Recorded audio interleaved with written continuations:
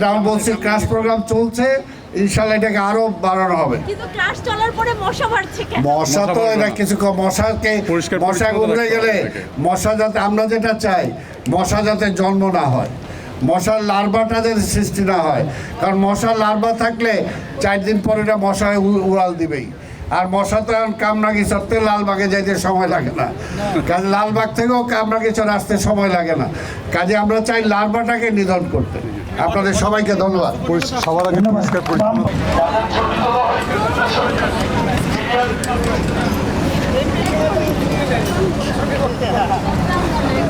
মধ্যেই আমরা শুরু করতে যাচ্ছি ঠিক আছে। আজকের এই অনুষ্ঠানে প্রধান অতিথি